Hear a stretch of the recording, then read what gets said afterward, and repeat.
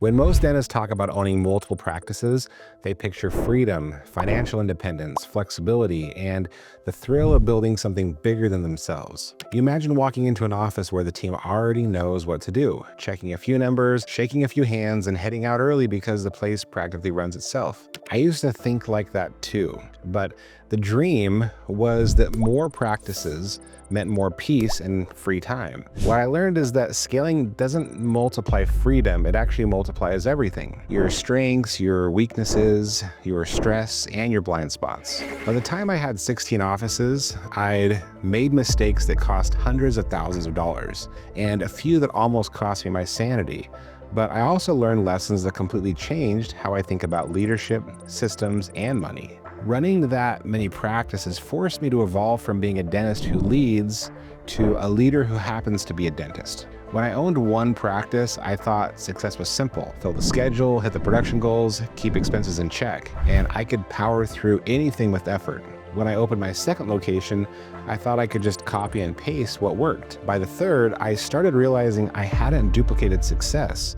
I duplicated stress. Each office had its own culture, its own systems, and its own definition of how we do things. It wasn't scaling, it was more like spinning plates. Growth doesn't create strength, it really reveals it. Whatever crack exists in your system or your leadership at one office becomes canyons at 5 offices. I remember the day one of my best team members quit without notice. She'd been carrying too much on her shoulders because I kept piling on more tasks on her instead of really building a structure around her. That single resignation exposed every weakness that we had. Billing delays, uncollected insurance claims, broken communication. It took me months to recover. That was the day I realized that you don't grow by adding practices, you grow by multiplying leadership. Leadership in a single practice often relies on control. You're there so you can see everything, but multi-location leadership relies on clarity of purpose, process, and priorities. Early on, my version of clarity was work harder. I drive from office to office trying to be the hero everywhere. It felt noble, but it was chaos. Eventually, I had to accept that control really is an illusion. The more I tried to hold, the more things slipped through my fingers. The breakthrough came when I realized that my job wasn't to fix problems, it was to create frameworks so that problems got fixed and maintained without me being there. Leadership evolved from reaction to design. Every dentist says they have a vision, but most have a vague picture in their head, not a compass their team can actually follow. I had to learn the hard way that if your team can't repeat your vision in one sentence, you don't really have one. Each of my early offices drifted toward the loudest personality in the room. One became more boutique and slow, another high volume and chaotic, and both were underperforming. So I forced myself to define and repeat what we stood for. Ours became simple. People first. That meant patients first, team first, and communication first. Every decision had to make life better for people somewhere in the process. It wasn't marketing fluff, it was a filter for everything. Every hire, every purchase, every policy had to pass that test. If it didn't serve people, it didn't stay. The first few months felt pretty repetitive. I said people first so many times that I was sick of hearing it myself, but the repetition worked. Within a year, people or patient reviews started reflecting it, and our team started using it in their own conversations. That's when I knew the vision had landed. When your team shares a vision, small decisions make sense on their own. You don't need to micromanage people because they understand the why. Vision saves you money because it saves you from drift. Confusion is very expensive, but clarity is really cheap. Vision gives direction. Systems create movement. For years, I confused my availability with leadership. My phone was a hotline. If a hygienist needed to order prophy paste, they called me. If a manager had a scheduling gap or an issue, they texted me. At first, it made me feel important. Later, it kind of made me feel miserable. Then one day I realized that I had become the bottleneck. Everything went through me because nothing was written down. So I started documenting. We began mapping the basics, how we schedule, how we order supplies, how we submit claims. Each step was written, tested, and improved. It wasn't glamorous, but within 6 months, our errors dropped dramatically. I learned that if it's not written, then it's optional. And optional also means expensive. One of the best examples was ordering supplies. Before systems, every office bought when they wanted. We have shelves full of expired materials in one office and shortages in another. Once we standardized vendors and reorder points, the supply costs dropped by nearly 20%. That single process changed everything, and it really saved thousands of dollars a month. Systems don't restrict creativity. They actually protect it. They free your brain from repeating the same decisions so that you can focus on innovation and leadership. I started teaching my managers a simple model: document, delegate, and then duplicate. Document the process clearly enough that anyone could follow it. Delegate it to someone who owns it and can improve it. Duplicate it in every office until it becomes second nature. When something breaks, you go back to the first step. Is it documented? If yes, was it delegated? If yes, is it being duplicated correctly? That framework turned chaos into consistency. Our hygiene recall system used to be an emotional roller coaster. Some months hygiene was booked solid. Other months, half the chairs sat empty. We blamed the economy, the weather, everything but ourselves. Then we tracked the data and realized follow-ups were happening inconsistently. In one office, the coordinator called every patient twice. In another, she gave up after one text. We built a simple written system: 3 touches per overdue patient, text, call, postcard. Over a couple weeks, we tracked it in a shared spreadsheet. Within 90 days, hygiene production across jumped by more than 10%. Same patients, same staff, just a little better system. That experience taught everyone that consistency clearly beats intensity. We set up weekly scorecards. Each manager reported on 5 key metrics: production per day, new patients, AR over 90 days, treatment diagnosed, and good reviews on Google, typically. They presented the numbers, identified what went wrong, and proposed fixes. It was uncomfortable at first, as some felt exposed, but it did create accountability and pride. One manager told me later, "I finally feel like this is my office, not just your office." And that ownership mindset is priceless. When people feel ownership, they make decisions that protect cash flow, even when you're not watching. Dentists often chase growth, but what we really crave is predictability. Predictable days, predictable cash flow, predictable behavior, systems that deliver. Predictability lets you lead from calm instead of panic, and calm leaders make good, profitable decisions. The difference between a stressed practice owner and a confident one isn't the number of locations, it's the number of predictable outcomes. Once our system stabilized, I could finally plan, forecast, and even take a day off without worrying that something would explode. That's when I understood that freedom isn't the absence of work, it's the presence of reliable systems. Of course, I also learned that you can take systems too far. There was a point when we created checklists for everything, and then people stopped thinking. The hygienist then told me, I kind of felt like a robot reading from someone else's script. And she was kind of right. We'd gone from chaos to rigidity. So we adjusted. Systems, they really should provide structure, not suffocate initiative. The rule became systems define the minimum standard, not the maximum potential. You need to give people the freedom to personalize as long as the outcome matches the standard. That balance between structure and autonomy keeps teams creative but consistent. When you're running several offices, leadership isn't what you personally do, it's what happens because of you. Systems, vision, and clarity are multipliers. One strong leader can influence 3 or 4 offices if the framework is clear enough. And that's how you scale culture. I tell my managers that your job is to multiply calm. The more predictable your office feels, the more productive it becomes. Chaos kills focus, and focus fuels cash flow. Leadership that multiplies calm will also multiply your profits. You can have record-breaking production and still easily be broke. I've learned that the hard way too. One year our group posted its highest revenue ever, and I still found myself moving money between accounts just to make payroll. It wasn't that we were losing money on paper, it was that cash wasn't arriving when the bills were due. Insurance delays or uneven spending, and then a few impulsive equipment purchases, it all stacked up. That Friday I sat in my office staring at the numbers, realizing that growth had outpaced our financial systems. It felt stressed and like I was running out of oxygen. From that day on, I stopped treating cash flow as an accounting metric and started treating it more like a leadership discipline. Juggling cash flow is one of the most difficult things about owning multiple practices. I was kind of crazy in the beginning. For the first 7 or 8 practices, we didn't keep substantial buffers. In most of the offices, we'd have less than $5,000 sitting in an account at any given time. Every month, we'd basically empty everything out to pay ourselves. And it felt fine when things went well, but there was always at least one office that crushed it and then one that struggled. And we were constantly robbing Peter to pay Paul. As you can imagine, that created a lot of stress. Looking back now, I honestly wonder how we pulled it off for so long. What I didn't realize then was how much that financial juggling was quietly eating away at me. I was constantly anxious, even when the numbers looked good, because I was always waiting for something to go wrong. Eventually, I started building buffers into every practice. My goal was 1 month of overhead at minimum, ideally 2. And then everything changed. Suddenly, I wasn't worried about making payroll or covering a slow week. If a compressor or a sensor broke, we just replaced it. No drama, no stress, no loan applications. We even started saving for the bigger things like HVAC repairs, tax bills, property taxes, all the stuff that sneaks up on you in the Northwest. When the bills came due, the money was already there. I just paid it and moved on. The peace of mind that came from those buffers was unbelievable. It didn't just make the business easier, it made it more fun. I stopped feeling like I was walking on a financial tightrope every month. If you're running your practice paycheck to paycheck right now, I get it. I've been there. But you have to find a way to build buffers.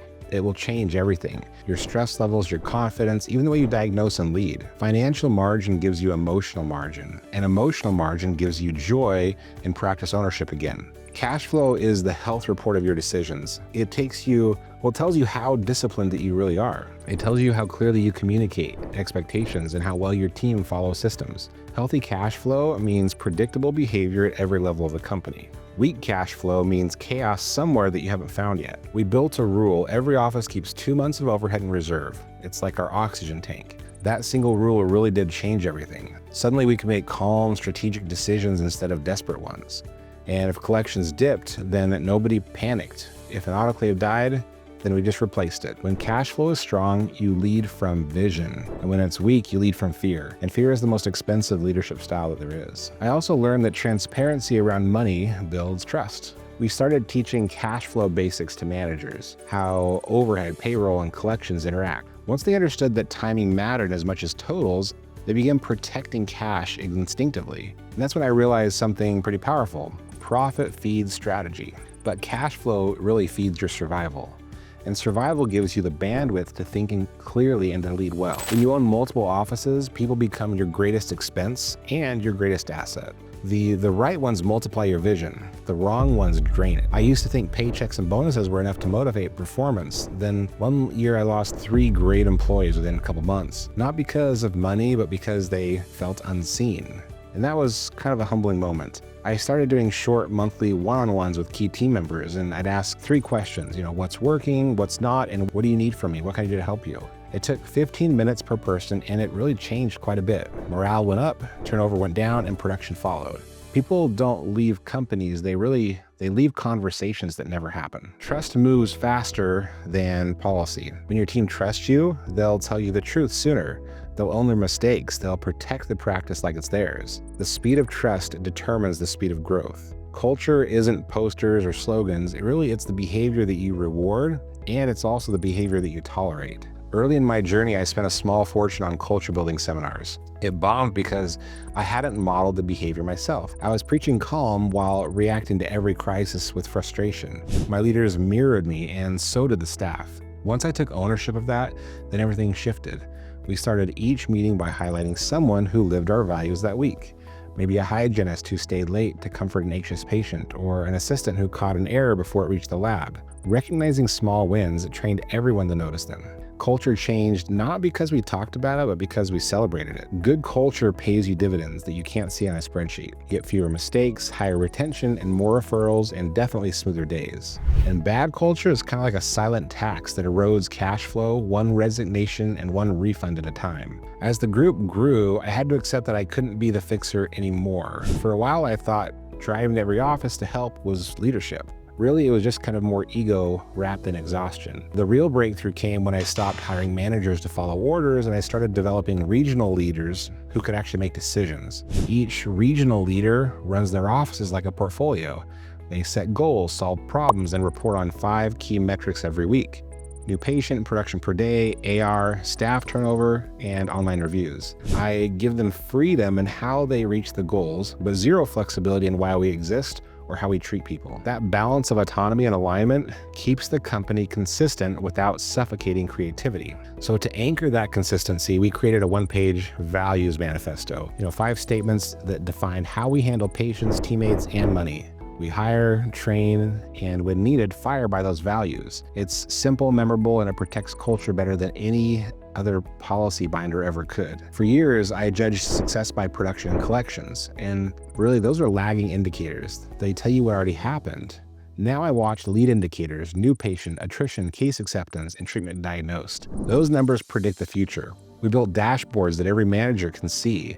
When a number slips, we don't blame, we just investigate. What system failed? What conversation didn't happen? Metrics aren't weapons, they're headlights. They help you steer before you hit the wall. Teaching financial literacy across the team might be the most underrated leadership tool in dentistry. When your front desk knows how AR days affect payroll and your hygienist understands how reactivation affects the doctor's schedule, everyone pulls in the same direction. That shared awareness turns a group of employees into a team of owners. I used to avoid conflict because I didn't really want to be the bad guy. I thought being nice built loyalty, but in reality, it sometimes can build resentment and confusion. Every problem that you ignore, it compounds interest. A negative employee poisons morale.